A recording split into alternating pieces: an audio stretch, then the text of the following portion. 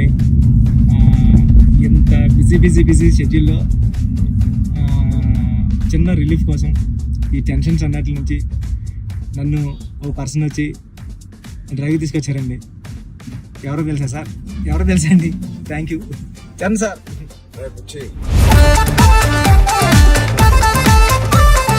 ఏం లేదు బుచ్చి, ఒకటి అడుగుతాను ఏం అనుకో కదా. చెప్పండి సార్. సరే మీరు అడిగితే ఏమనుకుంటారు సార్? నీ బైసెప్ మిస్ అవుతున్నా సార్ ఆ రోజు చూపి ఒకసారి. వైరల్ అయిపోయిందంటే నన్ను ఎవరు చూడలేదు ఆ మేకింగ్ వీడియో. చిరంజీవి గారి ముందు నువ్వు చూపించిన బైసెప్ ఓజీ పెద్ది అని కూడా అనౌన్స్ చేస్తుంది. హెల్త్ బాగుండాలి sir. Thank you sir. Sir నేను ఒక విషయం చెప్పాలి సార్. చెప్పండి సార్. నేను జిమ్ కి దిల్షునగర్ లో చదువుకున్నప్పుడు, ఎంబీఏ చదువుకున్నప్పటి నుంచి నేను జిమ్ కి డబ్బులు కట్టాను సార్.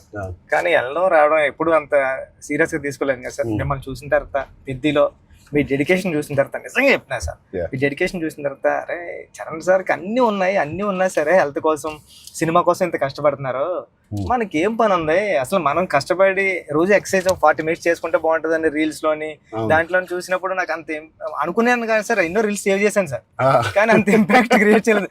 నేను జిమ్ కోసం నేను సేవ్ చేసిన రీల్స్ చూస్తే సార్, ఆ రీల్సే నాకు తెలిసి ఒక నెక్స్ట్ జన్మ కూడా సరిపోతుంది రీల్స్ సేవ్ చేశాను సార్. కానీ మిమ్మల్ని చూసిన తర్వాత డెడికేషన్ చూసిన తర్వాత రోజు 40 minutes చేద్దారని మాత్రం చేస్తున్నా సార్. అసలు నువ్వు నన్ను పెట్టిన టార్చర్ కి ఆ బాడీలు రావడానికి, ఆ బాడీలు అన్ని రావడానికి ఒకటి క్రికెట్ బాడీ అడిగావు. క్రికెట్ సార్ అంటే క్రికెట్ బాడీ అంటే అసలు చాలా లీన్ గా మన తిలక్ వర్మ, హార్దిక్ పాండ్యా ఒక షర్ట్ వేస్తే ఎలా ఉంటుంది, ఇదే నాకు చెప్పింది నాకు నరేషన్ అప్పుడు. అదొక బాడీ అడిగావు. కొన్ని రోజుల తర్వాత మళ్ళీ సార్ క్రికెట్ బాడీలో కూడా మీరు కొంచెం బండగా ఉండాలి.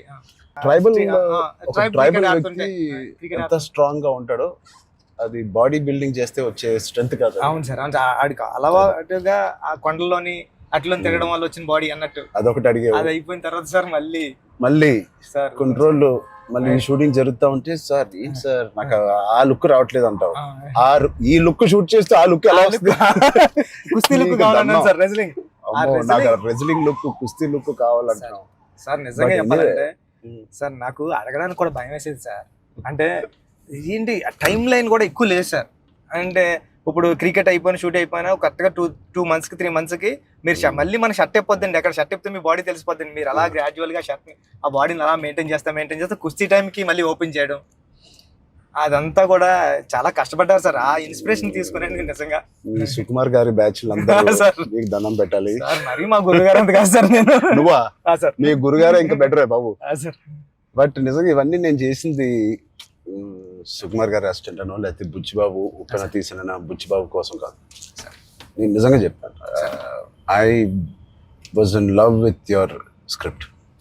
నువ్వు రాసిన కథ ఆ సరస్వతి దేవి కోసం నేను ఎన్ని చేసినా ఈ సినిమాకి తక్కువే అనుకుని ఏమడిగినా నేను చేశాను. అంత అద్భుతంగా నువ్వు రాస్తావు నీ సబ్జెక్ట్. ఆ సబ్జెక్ట్ కోసం ఆ సబ్జెక్ట్ చేయించుకుంది నాతో అనొచ్చు. నువ్వు కాదు సార్ నువ్వు రాసిన సబ్జెక్ట్ అంటే సార్. Thank you sir. కానీ అంటే మళ్ళీ ఇది అయిపోయిన తర్వాత ఇంకొక సెటప్ ఉంది అండి. మళ్ళీ దానికి బాడీ ఇచ్చారు. Surprising sir. కానీ ఆ బాడీ ఇవ్వడం కానీ ఇది చాలా స్ట్రగుల్ సార్. అంటే మీ మూడ్ స్వింగ్స్ అన్ని అంటే అక్కడ మళ్ళీ మీరు మళ్ళీ కష్టపడి ఆ ఇసుకలో దిగాల, అబ్బాయి ఎండల్లో షూటింగ్ చాలా చాలా టఫ్ అయిపోయింది సార్. నన్ను మాత్రం క్షమించండి. నిజంగా మనస్ఫూర్తిగా చెప్తున్నాను, నాకు ఏ రోజు కష్టం ఎందుకు అనిపించలేదు అంటే I really enjoyed this process. నచ్చిన పని చేసేటప్పుడు శ్రమ తెలియదు అంటారు కదా, నాకైతే అలా అనిపించింది. బట్ ఇవాళ షూటింగ్ అయిపోయిన తర్వాత నాకు బాగా తెలుస్తుంది, ఎందుకంటే నొప్పులు ఎక్కడెక్కడి నుంచో నొప్పులు బయటకు పడుతున్నాయి. ఇది మా పాపను కూడా ఎత్తుకోవడానికి ఈ చెయ్య కొంచెం నొప్పేస్తుంది. రేపు ఎల్లుండో వెళ్ళి చిన్న ఎక్స్రే తీయాలి. అంటే ఆ కుస్తీలో చేయి పట్టి అది అదురు ఉంటది, అదిరి కొంచెం ఏదో అయింది దీనికి. మళ్ళీ మీకు చేతికి అది కుస్తీలో పట్టడం, ఆ పైల్వాన్స్ అందరం తిరగేయడం అట్లతో పాటుగా మళ్ళీ సార్ పైగా నువ్వు పెట్టింది ఆర్టిస్ట్ కాదు, నిజమైన పైల్వాన్స్. వాళ్ళని బతిమాలి బాబు నువ్వు యాక్టింగ్ చేయరా బాబు అని చెప్పడానికి వాళ్ళకి టర్న్ అవడం గట్రా రావట్లేదు సార్. సినిమా యాక్షన్ చెప్తే వాళ్ళు నిజంగా కుస్తీ నిజంగా పైల్వాన్ పట్టుకుంటున్నారు. పాపం సారీ సార్ అంటున్నారు. మళ్ళీ స్పోర్ట్స్ మ్యాన్ ఇన్స్టింక్ట్ ఉంటుంది కదా, స్పోర్ట్స్ మ్యాన్ స్పిరిట్, అది ఎంత మనం యాక్టింగ్ చేయరా అన్నా కూడా రాదు వాళ్ళకి.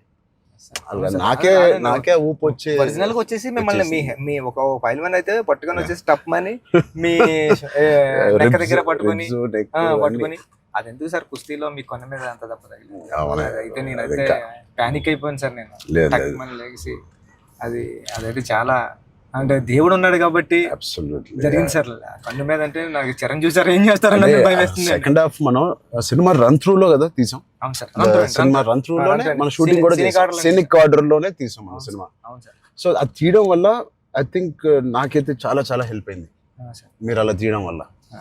ఒకటి మనందరికి ఇది జర్నీ ఆఫ్ పెద్ది కాబట్టి బిగినింగ్ టు ఎండ్ ఆ జర్నీ ప్రకారంగానే మనం తీయడం అనేది అందరికి ఆ మూడ్ లో రావడానికి అర్థమైంది. ఈ సీన్ ఎందుకు తీస్తున్నాం అందరికి అర్థమైంది, ఎందుకంటే దాని ముందు రోజే ఆ సీన్ తీసాం కాబట్టి. రన్ త్రూ లో వచ్చేసరికి మన సెకండ్ హాఫ్ అంతా మనం ఒకే టైం పీరియడ్ లో షూట్ చేసాం. అవును సార్. సెకండ్ హాఫ్ అంటే ఏంటి, కల్మినేషన్ ఆఫ్ ఆల్ ద మీరు రాసిన స్టోరీ అంతా culmination, heaviest action, heaviest emotion, heaviest song second half లోనే పెడతావు. సో అంత హెవీ వర్క్ మనకి లాస్ట్ 65 days లో మనం షూట్ చేసాం. నిజంగా దేవుడు లేకపోతే అంత హెవీ వర్క్, అన్ని కుస్తీ ఫైట్లు, క్లైమాక్స్ ఫైట్, క్లైమాక్స్ సాంగ్, ఇంకో సాంగ్ రే రే రారా ఏమి మనకేం అవ్వకుండా మీకేం అవ్వకుండా నాకేం అవ్వకుండా జరిగిందంటే అది నిజంగా పెద్దకున్న బలం. అది పెద్ద సబ్జెక్ట్ కి పెద్ద స్క్రిప్ట్ చేయించుకుంది తప్ప. లాస్ట్ 75 days షూట్ చేస్తాను సార్. ప్రతి సినిమాలో నాకు ఏదో ఒక యాక్సిడెంట్ అవుతూనే ఉంది. RRR లో కూడా కాలు ఎరక్కొట్టుకున్నాను, రంగస్థలం కూడా ఒకటి ఏదో అయింది నాకు గుర్తులేదు. గేమ్ చేంజర్ లో ఇక్కడ లిప్ కట్ అయిపోయింది, ఇక్కడ ఇది అయింది, కానీ ఎక్కడ ఒక్కరోజు మన షూటింగ్ ఆపింది లేదు. అది నిజంగా అది దేవుడు. ఇంకేంటి బుజ్జి సార్ పోస్ట్ ప్రొడక్షన్ ఎలా జరుగుతుంది చెప్పు, సరదాగా అడుగుతున్నా. సార్ రెహమాన్ సార్ అంటే నేను ట్వీట్ వేద్దాం అనుకున్నాను సార్, ఎర్రకొట్టి సార్ RRR అని, అంటే మళ్ళీ 2 ఎట్లా అయిపోతుందో నేను వేయలేదు సార్. నెక్స్ట్ లెవెల్ RRR ఇచ్చారు sir Rahman sir. Okay next level అండి. అంటే ఎమోషన్ కానీ నాకు నేను వెళ్ళి కూర్చున్నాను సార్. నిన్నే కూర్చుంటే ఇది మన సినిమా మన విజువల్ ని నెక్స్ట్ లెవెల్ పట్టుకుపోయారు సార్. ఓకే రెహమాన్ గారు కానీ, రత్నవేల్ సార్ కానీ, అసలు అంటే రత్నవేల్ గారి నుంచి మాట్లాడారు. మనం అనుకున్నప్పటి నుంచి అది ఎంత పెద్ద అసెట్ రత్నవేల్ గారు. ఇట్ ఈస్ అంటే బ్యూటీ షాట్స్ ఇచ్చారు, కమర్షియల్ షాట్స్ ఇచ్చారు, అండ్ కథని అర్థం చేసుకునే విధానం రత్నవేల్ గారు మించిన కెమెరామెన్ నేనైతే పని చేయలేదు. ఉండే ఉంటారు కానీ నేనైతే పని చేయలేదు కదా సార్. ఎందుకంటే సార్ రండి సార్, ఇప్పుడు నేను ఫస్ట్ సినిమా చేశాను సార్, ఇది second cinema and second film sir నాది. ఇంత పెద్ద కెమెరామ్యాన్ ఉండడం వల్ల నాకు చాలా పెద్ద సపోర్ట్ వచ్చింది సార్. రండి సార్ లాంటి ఉండడం వల్ల నేను ఏమైనా మిస్టేక్లు చేసినా సరే ఇది కాదు, ఇది చూసుకో ఒకసారి ఆలోచించుకొని వచ్చి చెప్పడం కానీ, బిగ్ బ్రదర్ దాంట్లో నో డౌట్ సార్. అంత ఆయన కరెక్ట్ చేయడం కానీ అవన్నీ నేను చూసేదాన్ని ఒక్కొక్కసారి ఆయన నెక్స్ట్ లెవెల్ పట్టిపోయారు సార్. వచ్చి ఇలా చేద్దాం మనం అని. లైటింగ్ మాత్రం వేరే స్థాయిలో ఉంటుంది అసలు. సార్ మీకు చెప్పాలంటే ఢిల్లీ ఎపిసోడ్, ఢిల్లీలో ఎలా ఉన్నారంటే సార్ మీరు ఢిల్లీ ఎపిసోడ్ నాకు మిమ్మల్ని చూసిన ప్రతిసారి కళ్ళంట నీళ్ళు వస్తారు సార్. ఐ థింక్ నా ఫేవరెట్ ఎపిసోడ్ చెప్పొచ్చు లేదో తెలియదు ఇస్ ద ఢిల్లీ ఎపిసోడ్. అంటే నీ కథ మొత్తం నువ్వు ఇందాక 2 గంటలన్నర కథ లేదా 3 గంటల కథ, ఆ ఢిల్లీ ఎపిసోడే మీ కథ. అవును సార్. ఢిల్లీ నేను ఢిల్లీ ఎడిటింగ్ రూమ్ లో చూసిన ప్రతిసారి మీకు కాల్ చేశాను సార్. నవీన్ అంటారండి, ఎడిటర్ నవీన్. ఏమన్నాడంటే అండి, నవీన్ అన్న వచ్చి నువ్వు చూసిన ప్రతిసారి 20 కాల్ చేస్తున్నావు అని. అంటే దాంట్లో ఫ్రేమ్ తీసి కట్ చేద్దామన్నా సరే నాకు భయం వేసి ఇది తీద్దామా లేకపోతే ఇది ఒక్కటే తీసేద్దామా అంటే, నువ్వు ఒకసారి గుర్తుపెట్టుకో, ఈ విజువల్ చూసిన ప్రతిసారి నువ్వు రామ్ చరణ్ సార్ కాల్ చేసావు, నువ్వు ఎలా చేస్తావు ఇది అంటే అవునా అయితే తీనని మళ్ళీ దాన్ని హోల్డ్ చేసి దాని బిఫోర్ ఎక్కడ కట్ చేశాను కానీ ఢిల్లీ కట్ చేయలేదు సార్. ఢిల్లీ ఎపిసోడ్ నాకు సినిమాలో నాకు ఫేవరెట్ ఎపిసోడ్. అవును సార్. ఢిల్లీలో అప్పుడు టెంపరేచర్ కూడా చాలా చలండి, పక్కన షూటింగ్ చేయడానికి కూడా అవన్నీ క్లైమేట్ కూడా కంట్రోల్ లేదు సార్.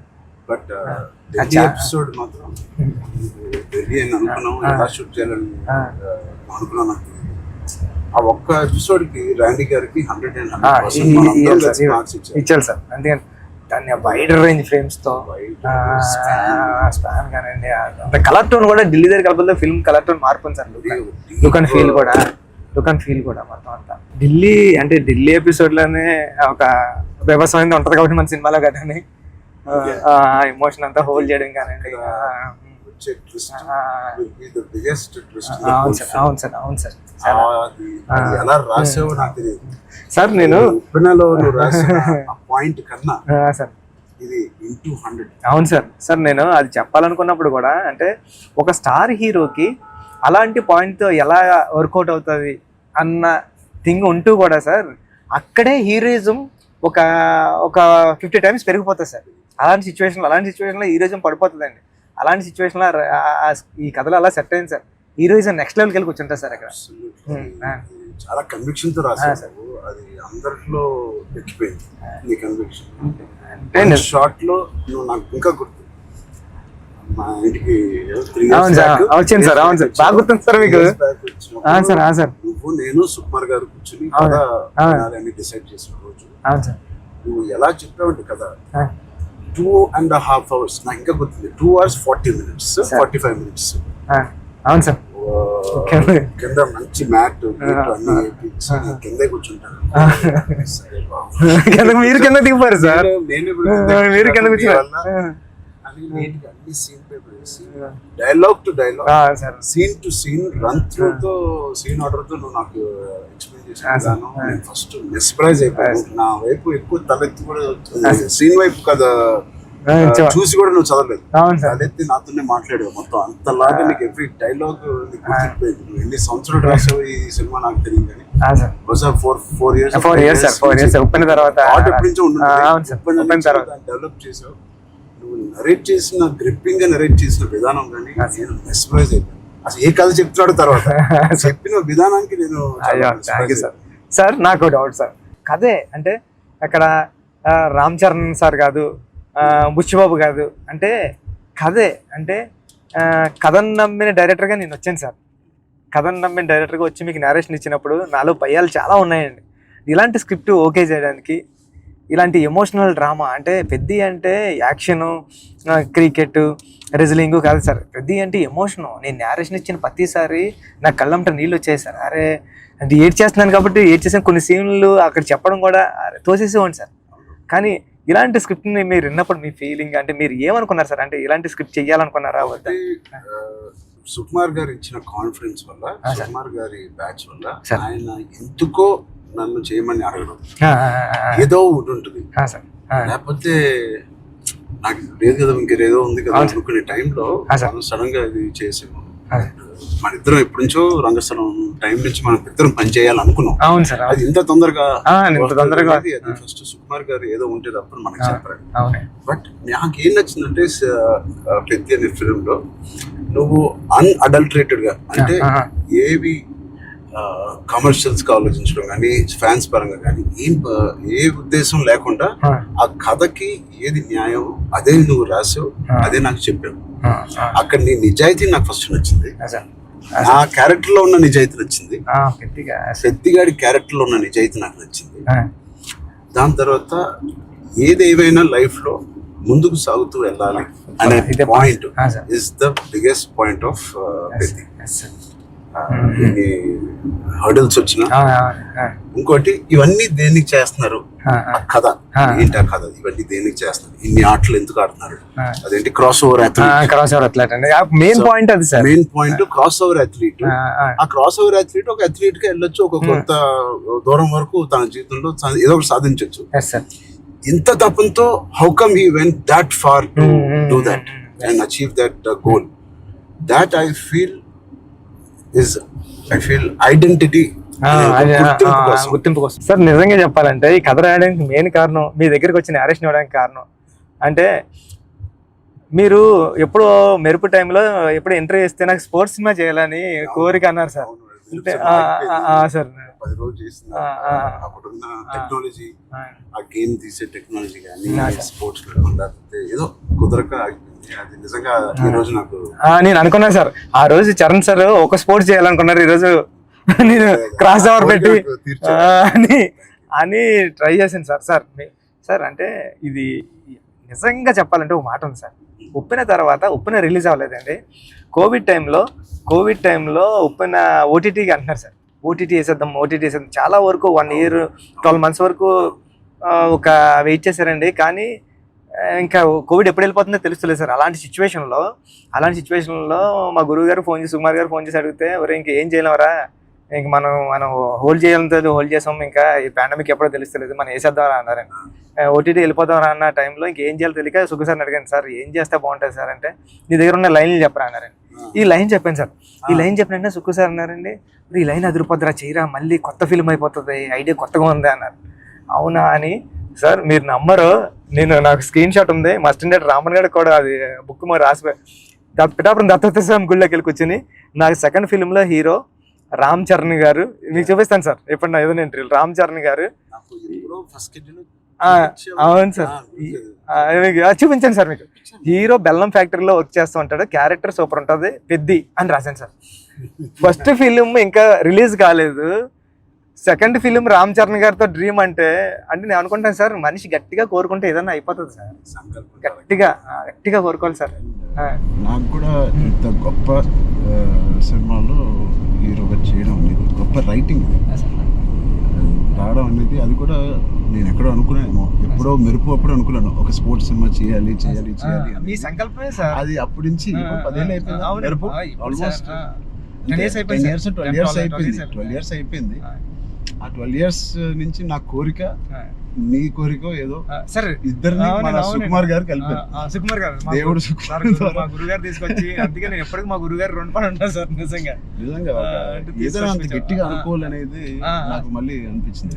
అనుకుంటే సాధ్యం అవుతుంది అనేది, అనుకుంటే అవుతుంది అన్నారు. మీరు ఏదైతే అన్నారో ఇదే మన కథ సార్. పెద్దిగాడు ఏది వదలడండి, పెద్దిగాడు పట్టుకుంటే అంటే చిన్న చిన్న ఇన్సిడెంట్లకే ఈ జనరేషన్ అంతానే అది కాదు, ఇది అవుతులేదు అని కొద్ది ప్యానిక్ అయిపోయి రకరకాల డెసిషన్ తీసుకున్నారు కదా సార్. అలాంటి సిచ్యువేషన్లో పెద్ది చాలా ఇన్స్పిరేషనల్ క్యారెక్టర్ సార్.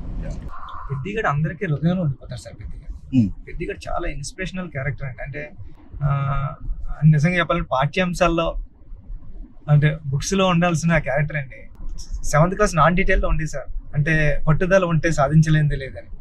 అలాంటి బుక్ లో నేను రాసినప్పుడు నాకు ఆ కథ గుర్తొచ్చిందండి. అరే విక్రమాదిత్య ఏదో అండి అతని పేరు, అతను చాలా స్ట్రగుల్ అయ్యి అనుకున్నదాన్ని రీచ్ అవుతాడండి. అంటే పెద్దికి కూడా విజయం అంత ఈజీగా దొరకలేదండి. పెద్ది చాలా స్ట్రగుల్ అవుతా తన విజయాన్ని, తన డెస్టినేషన్ ని, తన గోల్ ని రీచ్ అవ్వగలిగాడు కానీ అంత ఈజీగా ఈ జనరేషన్ చిన్న వాటికే కొద్దిగా ప్యానిక్ అయిపోయి అది కాదు ఇది కాదు అంటారండి. ఇది చాలా ఈ జనరేషన్ సెట్ అవుతుంది, ఈ జనరేషన్ కి చాలా ఇన్స్పిరేషనల్ స్టోరీ. మోటివేషన్ అంటే ఐ ఫీల్ ఒక వ్యక్తికి మోటివేషన్ దొరకడం పొద్దున్న లేచి, అంటే ఇలాంటి సిచ్యువేషన్ వచ్చి నా లైఫ్ లో కూడా వచ్చింది. ఇది వాళ్ళ జనరేషనే కాదు, కోవిడ్ టైంలో అందరికీ ఒక రకంగా కొట్టింది కదా కోవిడ్. మానసికంగా కొట్టింది, హెల్త్ పరంగా కొట్టింది, ఫైనాన్షియల్ గా కొట్టింది, ఈ వేరే రకాలుగా కొట్టినాయి. నాకు కూడా ఒక రకంగా కొట్టింది. And it was very low phase అవన్నీ అను, కానీ ఇట్ ఈస్ అంత స్ట్రాంగ్ వర్డ్స్ నేను వాడట్లేదు, కానీ ఒక కన్ఫ్యూజ్డ్ స్టేట్ లో ఉండేవాళ్ళం. అంటే అప్పటికి RRR మధ్యలో మీకు కూడా సార్, నాకు కూడా RRR 30-40% అయిన తర్వాత ఆ బ్రేక్ పడింది, అయితే 50% తర్వాత ఆ బ్రేక్ పడింది. పీక్ లో నా ట్రైలర్ రిలీజ్ అయింది, అంటే అంత పీక్ బాడీ లో RRR స్టాప్ అయింది. సో ఏం చేయాలి, జిమ్ నేను ఒక అపార్ట్మెంట్ లో ఉండేవాడిని అప్పుడు, దాని తర్వాత ఇప్పుడు ఇంటికి షిఫ్ట్ అయ్యాను కదా. సో అక్కడి నుంచి అసలు ఉన్నారా, మన చుట్టూ ఉన్న వ్యక్తులు ఒక్కొక్కరు చనిపోవడం చూసి ఆ ఉపాసన ఇంట్లో ఉండడం వల్ల ఆ హాస్పిటల్ కాల్స్ విని నేను ఇంకా ఆఖరికి నా హోమ్ థియేటర్ లో కూర్చొని టీవీ చూస్తూ ఉండేవాడిని. పక్కన ఆవిడ అక్కడ ఉండేది, అది వినలేక నేను ఒక్కడనే ఉండలేక, బికాస్ ఆవిడతో ఉంటే ఏదో ఒక కాలక్షేపం ఉండేది. హోల్ కోవిడ్ నువ్వు నమ్మవు, ఉపాసన ఒక రూమ్ లో తన కాల్స్ పాపం తన అందరు పేషెంట్స్ ని డైవర్ట్ చేయడం అవన్నీ చూస్తా ఉంది. నేను ఇంకో రూమ్ లో అలోన్ గా ఆల్మోస్ట్ ఫ్యూ మంత్స్ నేను ఒక్కనే గడిపాను. అది నాకు గట్టి కొట్టేసింది. అంటే ఒంటరిగా ఉన్నప్పుడే మీకు థాట్స్ వస్తాయి, అది ఓవర్ గా నువ్వు అన్ని రోజులు ఒంటరిగా ఉన్నప్పుడు ఆ థాట్స్ వేరేగా మారుతాయి. అలా మారినప్పుడు నేను మానసికంగా కొంచెం లో అయ్యాను. ఆ టైంలో నాకు తెలిసి తిరిగి కోవిడ్ రీఓపెన్ అవుతున్నప్పుడు, ఏవో చాలా ఇష్యూస్ ఉన్నప్పుడు నాకు రాజమౌళి గారు నీకు ఫోన్ చేశాను. రాజమౌళి గారికి ఫోన్ చేసి, సార్ ఒకసారి కలవాలి మిమ్మల్ని అంటే ఆయన వచ్చారు. ఏం చేయాలంటే మళ్ళీ షూటింగ్ స్టార్ట్ అవుతుంది, నాకు అదే జోష్, ఏదైతే షూటింగ్ మనం ఆపామో టైంలో నాకున్న జోష్ అది రావట్లేదు సార్. నాకు ఏంటో అర్థం కావట్లేదు. ఇంత పెద్ద సినిమా, ఇంత పెద్ద డైరెక్టర్తో నేను చేస్తున్నాను, ఏమవుతుంది నాకు, ఎందుకు నాకు మోటివేషన్ రావట్లేదు అంటే, ఆయన చెప్పిన మాట ఇవాల్టి వరకు I have kept it in my heart. ఎప్పుడైనా చరణ్, అది మోటివేషన్ ఏదో ఒక పెద్దది వస్తేనే రాదు. దీనికన్నా పెద్దది ఏముంటుంది, ఆర్ఆర్ఆర్ కన్నా పెద్దది మోటివేట్ చేయడానికి. అయినా నాకు రేపు పొద్దున లెగిసి వర్కౌట్ చేసి మీ షూటింగ్ కి రావాల్సిన మోటివేషన్ నాకు రావట్లేదు. అందం ఏంటి నేను. సో చరణ్ అలా కాదు, షూటింగ్ కి ఇంకా 20 days టైం ఉంది. ఇంకో 20 days లో లాక్డౌన్ ఓపెన్ చేస్తున్నారు, ఫస్ట్ లాక్డౌన్. సో నీకు 20 days టైం ఉంది. ఒక పని చెయ్యి, స్టార్ట్ స్మాల్. ఈ రోజు నేను ఇవాళ లెగిసి ఏదో పని అనుకోవాలి, ఆ పని కోసం నువ్వు లెగాలి, ఆ పని దొరకాలి. ఆ పని ఏంటి, ఏమి లేదు ఇప్పుడు కోవిడ్ లో. ఆ పని ఏముంటది, ఎలా ఉండదు. నా బెడ్రూమ్ ద బెస్ట్ బెడ్రూమ్, అంటే క్లీనెస్ట్ బెడ్రూమ్ ఇన్ జూబ్లీహిల్స్ లాగా మార్చాలి. అంటే ఎవ్రీ కార్నర్ క్లీన్ చేసుకోవడం అంటే అదే పని. ఇంకా ఒక పని వెతుక్కోవడం అనమాట, ఒక కారణం వెతుక్కోవడం ఆ రోజు లెగడానికి.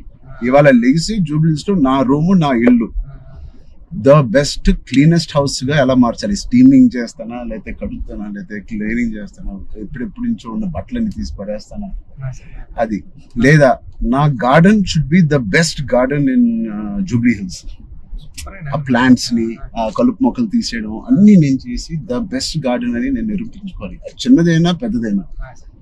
క్యూట్ గా ఒక ఆ బాల్కనీలో ఉన్న అపార్ట్మెంట్ అయినా the best apartment balcony in the whole apartment గా ఎలా చేయాలి. ఆ చిన్న చిన్న కారణాలు వెతుక్కొచ్చారండి ఇలాగా. లేకపోతే నువ్వు బిల్డ్ చేసే నీ ఫామ్ హౌస్ ఏదైతే ఉందో, ఆ best farm house with all your horses అన్నిటితో నువ్వు చెయ్యి, దాని మీద దృష్టి పెట్టు. సో నువ్వు పొద్దున్న లెగిసి ఓకే నేను కన్స్ట్రక్షన్ వాళ్ళతో మాట్లాడి ఫామ్ హౌస్కి వెళ్ళి ఏదో ఒక పని పెట్టుకోవాలి. మనం ఒక మోటివేషన్ పెట్టుకోవాలి మన లైఫ్ లో. చిన్నగా స్టార్ట్ చేయి. ఆ చిన్న స్టార్ట్ చేసిన మోటివేట్ అవుతావు నువ్వు. ఇంట్లో మొదలైన మోటివేషన్ అది పెద్దగా చేరి యూ విల్ గో టు. అది నేను ఎగ్జాక్ట్ గా వర్డ్ టు వర్డ్ నేను ఫాలో అయ్యాను. ఇవాళకి 3-4 years there was not one day where I was demotivated. So Peddi గారిది coming to the point, Peddi also is like that. ఏంటి అవకాశాలు అనేది ఎత్తుకుంటా ఉంటాడు లైఫ్ లో. ఇది అది పోయిందా, ఇది కూలిపోయాడా, ఎన్ని అడ్డంకులు వచ్చినాయి అతనికి అని చూసుకోకుండా, ఉన్న దాంట్లో సరిపెట్టుకోకుండా కూడా మళ్ళీ దాంట్లో బెస్ట్ ఎలాగా ఉంటాడు అనేది ఒక ఫస్ట్ హాఫ్ నుంచి ఇంటర్మిషన్ లో ఒకలాగా, ఇంటర్మిషన్ తర్వాత ఇంకోలాగా. Whatever happens the life should go on, life should keep going on. ఆ లైఫ్ ఎలా గో ఆన్ అవ్వాలంటే దానికి ఒక పర్పస్ ఎత్తుకోండి. ఆ పర్పస్ నేను చెప్పినట్టు చిన్న చిన్నగా ఉండొచ్చు, పెద్ద ఉండొచ్చు. నేనే అనుకున్నాను చాలా బాగా మాట్లాడారు. లేదు, ఐ థింక్ ఇవన్నీ కోవిడ్ నుంచి, కథ నుంచి వెరీ వెరీ ఇన్స్పైరింగ్ కథ. ఈ మధ్య ఒక ఇన్స్పైరింగ్ కథల్లో నేను చూడడం అనేది నేను ఎక్కడ చూడలేదు. అంటే ఒకప్పుడు లగాన్ చూసాను, ఒక దంగల్ చూసాను, స్వయం కృషి ఉంటదండి. అంటే సార్ ఇది ఉంటూ అంటే ఎక్కడ కమర్షియలైజ్ తగ్గదు సార్ పెద్ద. అంటే ఒక స్టార్ హీరోతో ఇలాంటి ఆర్గానిక్ కథ చెప్పడం అంటే చాలా టఫ్ జాబ్ సార్. ఈ రెండు బ్లెండ్ చేయడం. తమ్ముడు అనే సినిమా కరాటే ఇవన్నీ ఉండి చాలా బేవర్స్ గా తిరిగే ఒక తమ్ముడు ఒక కారణం వల్ల ఒక పర్పస్ వెతుక్కుని నేను ద బెస్ట్ గా అవ్వాలి, మా ఫాదర్ కి నిరూపించుకోవాలి. సో ఆయన పర్పస్ ఆ ఫాదర్ కి నిరూపించుకోవాలి. అంతేనా? బ్రదర్ ఒకటి బ్రదర్ కాళ్ళు ఇరిగింది, అది ఫాదర్ వీడేం చేస్తాడు బ్రదర్ కాళ్ళు అంటే. సో ఆ కారణం ఒకటి ఎత్తుక్కోవడం అనేది, అది నీ సినిమాలో నీ కారణం అనేది is the most biggest commercial point. దానికి audience will be shocked. Waiting sir దానికోసం. టెన్షన్ గా ఉందండి. పెద్ది అంటే పెద్ది అన్నదే అంత ఒక స్టోరీ అండి. ఇంకా స్టోరీ మీరు రామ్ చరణ్ గారు కనిపించలేదు సార్. చూసిన వాళ్ళు అందరూ కూడా అదే చెప్తున్నారండి. రామ్ చరణ్ గారు కనిపించకుండా దాంట్లో అంతలా ఇన్వాల్వ్ అయిపోయారండి మీరు. ఒక పావు గంట ఒక హాఫ్ అన్ అవర్ సినిమా తర్వాత పెద్ద క్యారెక్టర్ లోకి వెళ్ళిపోతాం సార్. మీకు జాన్వీ క్యారెక్టర్ కూడా లుకింగ్ సో బ్యూటిఫుల్. అండ్ నువ్వు అనుకున్నప్పుడు నుంచే జాన్వీ కపూర్ అని అంటానే ఉన్నావు. కానీ అమ్మాయి కూడా ఒక హీరోలా ఉంటది సార్. అక్షయమ్మ క్యారెక్టర్ అంటే చాలా strong character sir. Akshayamma is very good aura. అవును sir. Every time Janhvi screen మీదకి వచ్చినప్పుడు ఆవిడ ఆరా సగం పని చేసుకుని వెళ్ళిపోతుంది. కొన్ని వాళ్ళు అమ్ముకున్న వాళ్ళ ఆవిడకి స్ట్రైట్ దిగిపోయింది. సార్ కొన్ని సీన్స్ లో శ్రీదేవి గారి లాగా అనిపిస్తుంది రేపు వచ్చి సార్. సరదాగా మాట్లాడుకుందాం, అన్ని అయిపోయినాయి. సార్ ఇప్పుడు నిజమైన టాపిక్ మాట్లాడదాం. సార్ చెప్పండి సార్. నిజంగా ఒక మంచి సినిమా తీయాలంటే ఎంత శ్రమ పడతాం మనకు తెలుసు. అంటే ఏది ఇచ్చినా కొద్దిగా మంచి కంటెంట్ ఇవ్వాలని అందరూ గర్వపడే సినిమా, నిజంగా అందరూ ఇన్స్పైర్ అయ్యే సినిమా. ఫ్యాన్స్ అందరికి అది నిజం సార్. ఎందుకంటే చాలా మంచి సినిమా తీశారు మా హీరో గారు అన్న చెప్పుకోవడానికి అంత ఉంటది సార్. మీకు గుర్తుందా సార్, ఈ సినిమా తర్వాత చాలా మంచి పేరు వస్తుంది, మీకు చాలా మంచి పేరు వస్తుంది అని చెప్పింది. మంచోని కదా కాదు సార్, ఇంకా మంచి పేరు వస్తుంది అని. అంటే సార్ మీరు ఒక మాట అన్నారు, ఇన్స్పైరింగ్ పర్సనాలిటీ లైఫ్. అవును సార్, మీరు ఒక మాట అన్నారు గుర్తుంది సార్. అప్పుడు ఉపాసన మేడం గారు ఉన్నారండి. ఉపాసన గారు అంటే బుచ్చి నాకు మంచి పేరు వస్తుంది అంటే ఈ పేరు ఏదో పెళ్లికి ముందు వచ్చింటే ఇంకా ఇంకా మంచి సంబంధం వచ్చింది నాకు అని మేడం పక్కన చెప్తున్నారండి. మేడం అన్నారండి. అంటే అంత మంచి కథ రాసావంటే అసలు సంబంధాలు మనకి అలా లైన్ లో వస్తాయి. అంత అయిపోయింది. రెహమాన్ సార్ ఆర్ఆర్ వర్క్ చేస్తున్నారు. లేకపోతే నేను అవ్వకపోతే సార్తో ఇంత అలాగా నేను రాలేను సార్ అని బతిలాడుకున్నాను. అయిపోయింది వర్క్. ఓలా బుక్ చేస్తాను చెప్తున్నా సార్. చాలా దూరం తీసుకొచ్చారు సార్ మిమ్మల్ని అన్న.